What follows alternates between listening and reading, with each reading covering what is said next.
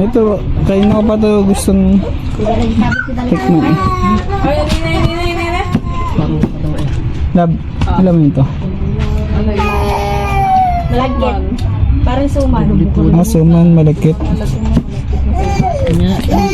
Balisuso. Balisuso. Patupat. Patupat. Iba yung patupat. Balisungsok. Patupat ata. Iba yung balisuso yan.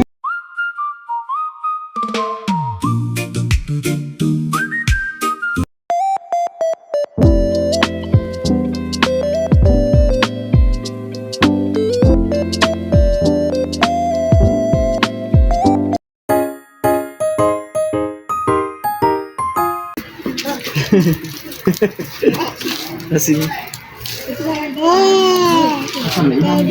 Punasan mo muna. Ayan na, sitas natin bubig. Pulang-pula, kaya ibig sabihin nito, hinag na hinag na to. Minatas pala ni Rainier. Wow, ito pala yung tsura niya. Puti yung loob niya eh. Tapos may buto.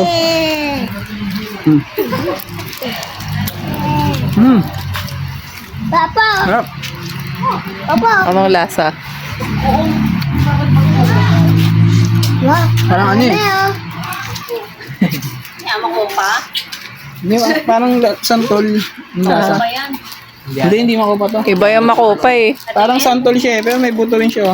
Paano kita? Masaya ito yung ano niya. Kulay puti yung laman. Aray.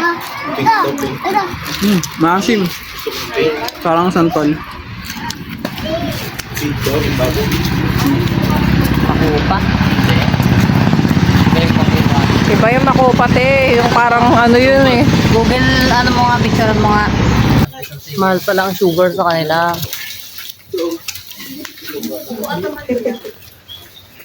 Ayusin mo, palitan mo. Pero dapat pinapakabalan siya, di ba? Ay, tatakbo ng malayo yun. Kaya parang ano siya ng grapes eh. Step, abutin mo nga. Ayun na.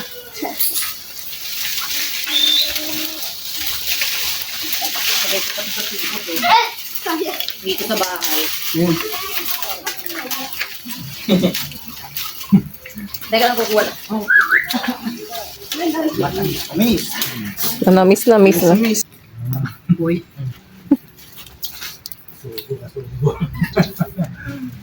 Lalaki ang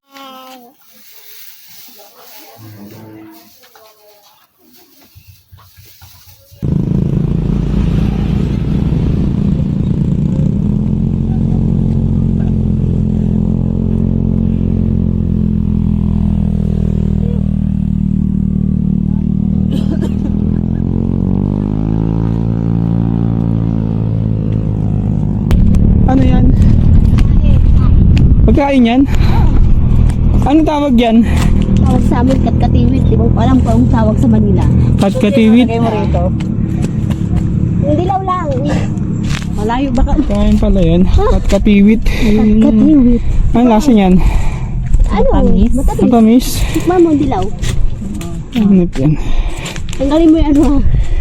Tanggalin mo yung ano niya. Tanggalin mo yung net niya. Sabihin na sa yung tatlo. Wala na. Tamis. Wala nang yellow. Ang liit lang pala. Man mo, masarap. Wala nang yellow. Kailangan yung dilaw lang. Ito kasi mga green pa yan. Ay,